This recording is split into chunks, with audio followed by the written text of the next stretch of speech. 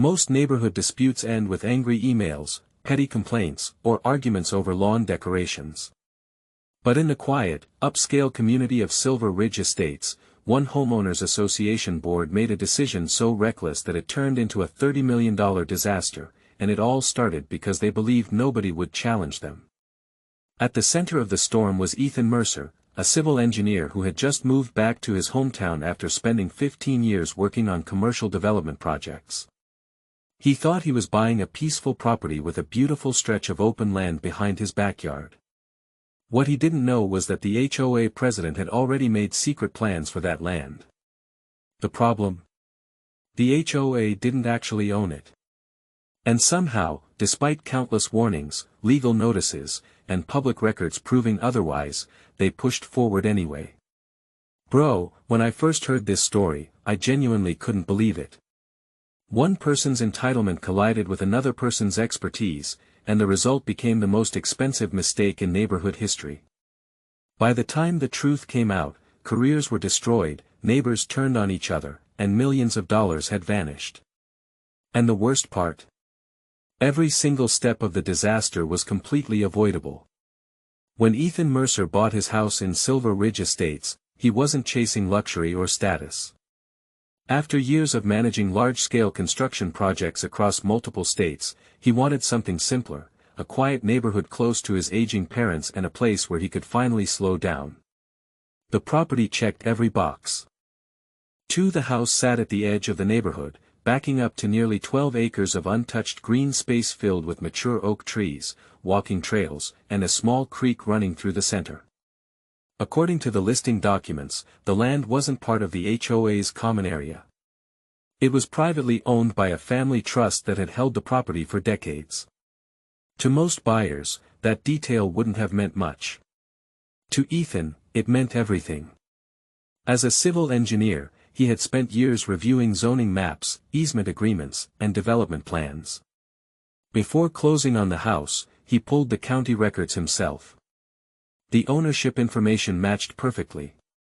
The trust paid taxes on the property every year, and there were no pending sales or development applications. Case closed, or so he thought. Within weeks of moving in, Ethan attended his first HOA meeting. That's where he met Vanessa Holloway, the longtime HOA president who had built a reputation for running the neighborhood with an iron grip. Residents described her as passionate and dedicated. Others used less flattering words. Vanessa had been on the board for nearly 8 years and treated every committee decision like a corporate merger.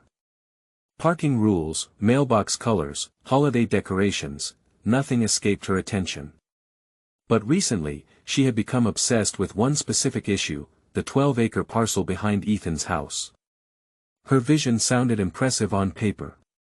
She wanted to transform the wooded area into a premium recreational complex featuring tennis courts, a clubhouse expansion, a private event space, and a resort-style pool. She claimed the project would increase home values by nearly 20% and elevate Silver Ridge Estates into one of the most desirable communities in the county. There was just one problem. The land wasn't theirs. At Ethan's first meeting, Vanessa unveiled elaborate concept drawings and preliminary cost estimates totaling nearly $6 million. She spoke confidently about future membership fees, contractor partnerships, and long-term revenue opportunities. What caught Ethan's attention wasn't the proposal itself. It was the language she kept using. She repeatedly referred to the property as our unused land. Not adjacent property. Not neighboring acreage. Our land. Bro, hearing that immediately set off alarm bells. That's exactly how expensive mistakes begin, when confidence replaces verification. After the presentation, Ethan politely reviewed the county ownership records and mentioned that the parcel belonged to a private trust. Most people in the room looked surprised.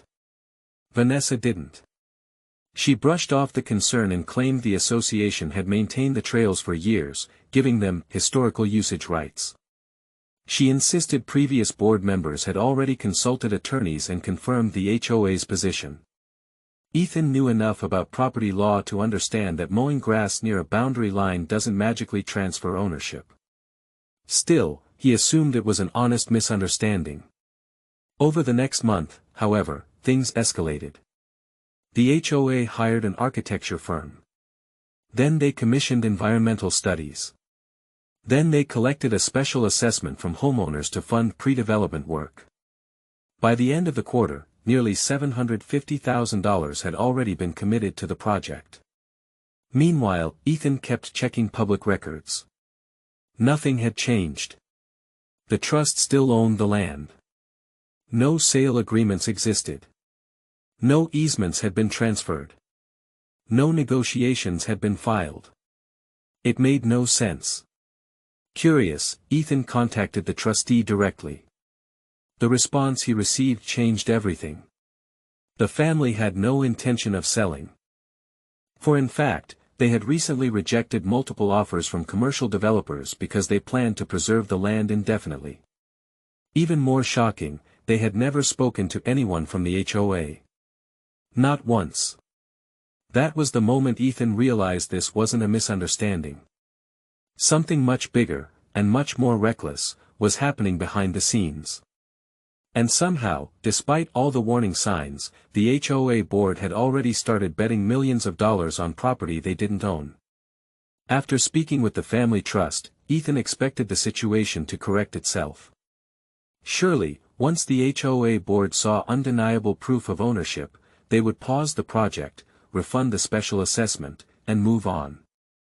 Instead, they doubled down. At the next board meeting, Ethan presented copies of county tax records, parcel maps, and a written statement from the trustee confirming that the land was not for sale and had never been offered to the association. Vanessa barely acknowledged any of it. She insisted the HOA's legal team had already reviewed the issue and accused Ethan of creating unnecessary panic. According to her, the association had long-established rights over the property because residents had used the trails for decades. That argument sounded convincing to homeowners who had never dealt with property law before. To Ethan, it sounded like a financial disaster waiting to happen. What made the situation even worse was how quickly the board started treating him like the enemy. Meeting agendas suddenly changed at the last minute. Homeowners who questioned the project found their comments cut short. Online neighborhood groups filled with rumors claiming Ethan wanted to block improvements because he cared more about protecting his view than increasing property values. That's exactly how groupthink takes over. Once people become emotionally invested in a big promise, facts start feeling like personal attacks. And Vanessa's promises were enormous. She announced that outside investors were interested in partnering with the HOA and claimed the completed development could generate nearly $30 million in long-term value for the neighborhood. That number spread through Silver Ridge estates like wildfire. Homeowners started talking about future equity gains before a single permit had been approved. Meanwhile, contractors began marking sections of the wooded area with survey flags. Preliminary site plans were submitted. Marketing materials appeared online. The HOA even scheduled a groundbreaking celebration.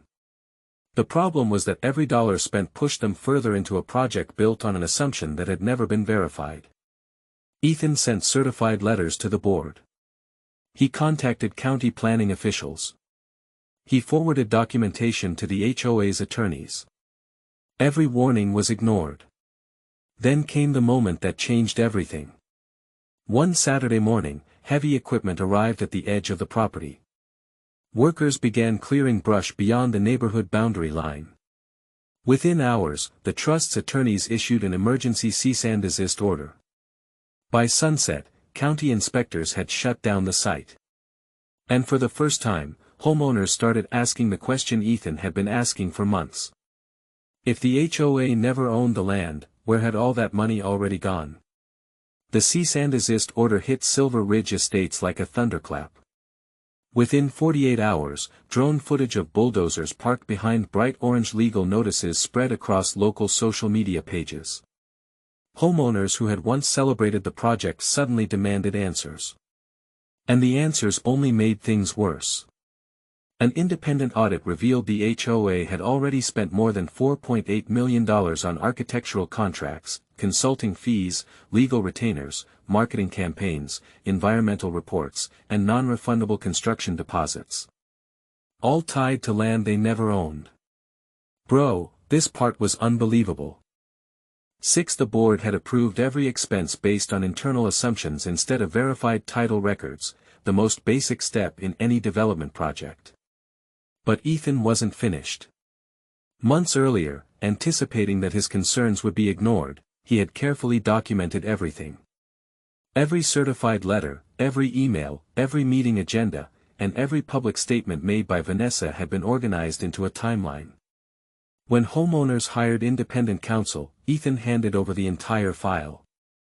The evidence was devastating. Multiple board members had received direct warnings from county officials.